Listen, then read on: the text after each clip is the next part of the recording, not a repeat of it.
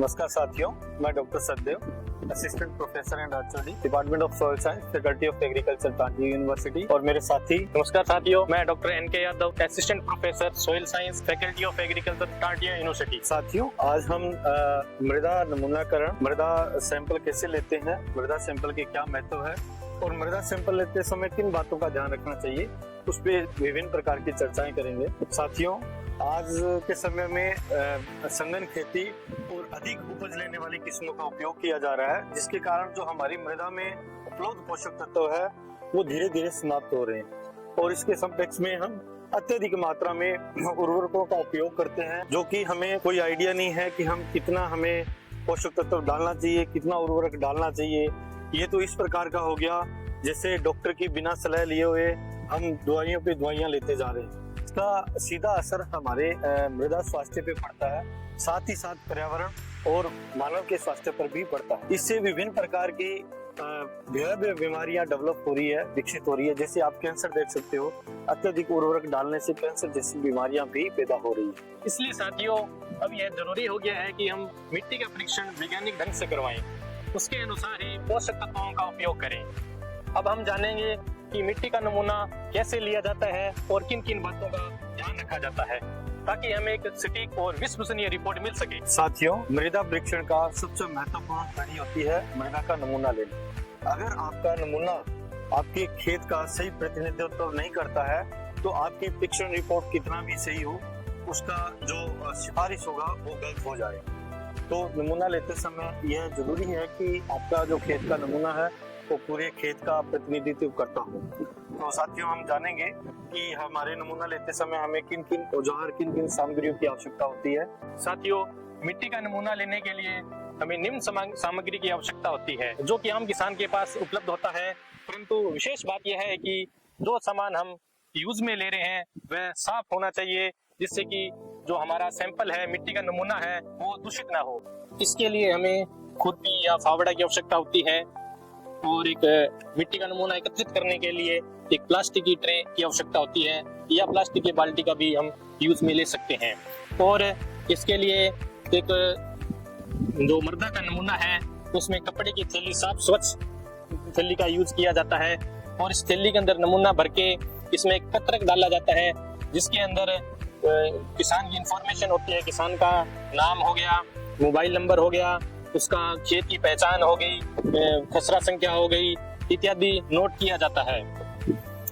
सबसे पहले नमूना लेने से पहले हमें हमारे जो खेत है, हमारा फील्ड है, उसको हम जिग मैनर में अलग अलग जगह से स्पॉट डिसाइड कर लेते हैं कि हमें कहाँ से सैंपल लेना है। और जहाँ से हमें सैंपल लेना है उससे हम सबसे पहले 2 से 3 सेंटीमीटर का जो मिट्टी है उसको साफ करते हैं। इसलिए साफ करते हैं क्योंकि जो कचरा हो, चाहे बड़े ढेले हो या किसी रूट का जो कचरे का भाग हो, वहां से साफ कर लिया जाता है। उसके बाद में हम क्या करते हैं, वी शेप के अंदर हमारा एक कट लगाते हैं।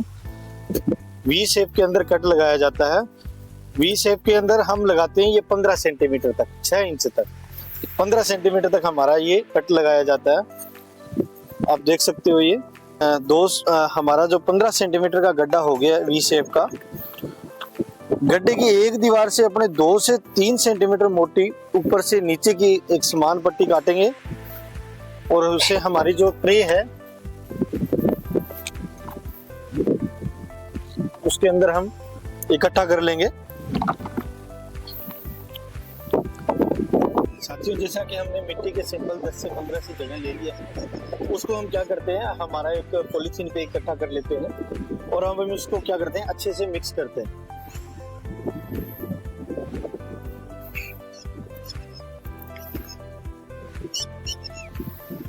जब हमारा सैंपल अच्छे से मिक्स हो जाता है, उसका हम एक ढेर बनाते हैं।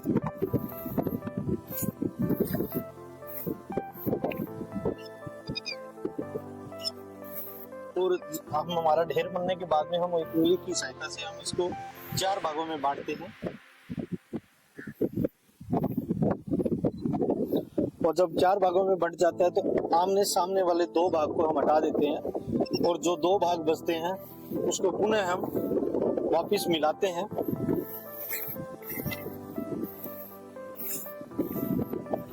और यह प्रक्रिया हम जब तक दोहराते हैं जब तक हमारे पास में 500 ग्राम सैंपल, आधा केजी सैंपल नहीं बचते हैं। जब आधा किलो सैंपल हमारे पास रह जाता है तो वो सैंपल हमारे परीक्षण के लिए उपयोगी है, उसको हम लेबोरेटरी में पहुंचा सकते हैं। तो अब हम इसको क्या करते हैं, जो एक साफ सुथरी कपड़े की थैली या पॉलीथीन में भर के हमारे जो कांटिया विश्वविद्यालय की मृदा एवं जल परीक्षण प्रयोगशाला है, आप वहाँ पे भिजवा सकते हैं, वहाँ पे इसका एनालिसिस करवा सकते हैं। परंतु अगर आपका मिट्टी अगर गीला हो तो इसको हम छाया में सुखा लें और फिर थैली में सूचना पत्रक के साथ में हम इसको पहुंचा सकते हैं। सूचना पत्रक में किसान का नाम, पता, मोबाइल नंबर, खेत की पहचान, पिछली और आगे उगाई जाने वाली फसल का नाम, खेत सिंचित है या असिंचित, कोई विशेष समस्या जैसे क्षारीय है, लवणीय है या उदासीन इस प्रकार की मृदा हो तो उसका भी विवरण आप दे सकते हैं। ऐसी जगह से कभी भी सैंपल नहीं लेने चाहिए जहाँ पे हाल ही में खाद का या उर्वरकों का उपयोग किया गया हो, या ऐसी जगह से कहीं सैंपल नहीं लेने चाहिए जहाँ पे पेड़ हो या मेड़ हो या नया कोई रास्ता बनाया हो। इस प्रकार की जगह से सैंपल आपको नहीं लेना चाहिए। यह हमारा मिट्टी का और जल का स्टोर रूम है, जिसमें हमारे नमूने जो आते हैं फार्मर से, किसानों से, उसको हम संग्रहण करते हैं। तो आइए हम दिखाते हैं। सबसे पहले जो फार्मर से सैंपल हमारे आते हैं उसका हम रिकॉर्ड मेंटेन करते हैं। रिकॉर्ड में हम, किसान हमारा यहाँ पे आता है, सैंपल देता है और साथ में वो खुद की जो इंफॉर्मेशन है वो हमारे टेक्निकल पर्सन को बताता है, जैसे किसान का क्या नाम है, क्या पता है, क्या उसका मोबाइल नंबर है, और अगर जल का सैंपल लिया है, सिंचाई जल का सैंपल लिया है तो वो किस प्रकार का सैंपल है, नहर का है या कुएं का है, इस प्रकार की हमें इंफॉर्मेशन देता है। उसके बाद में हम उसके सैंपल को कलेक्ट कर लेते हैं और उसको आगे की प्रोसेसिंग में लेके जाते हैं। तो जैसे ही हमारे पास में किसान का सैंपल आता है, वो अगर गीला होता है तो हम इसको पहले ड्राई करते हैं, सुखाते हैं, उसको हम छाया में सुखाते हैं, न कि डायरेक्ट सूरज की धूप में सुखाते हैं। तो इसके लिए हमने एक अखबार पेपर लिया है और उस पर हम सॉइल को ड्राई कर लेते हैं। ये आप देख सकते हो कि हमारा सॉइल ड्राई हो चुका है। ड्राई होने के बाद में हम उस सॉइल को, हमारा जो ग्राइंडर है उसमें हम पीसते हैं, और पीसने के बाद जब अच्छे से पीसा जाए और अच्छे से महीन हो जाता है, उसको हम 2 mm की छलनी से हमारे उसको छान लेते हैं, और छानने के बाद में हम उसको हमारी परीक्षण के लिए हमारी जो लेबोरेटरी है उसमें ले जाते हैं।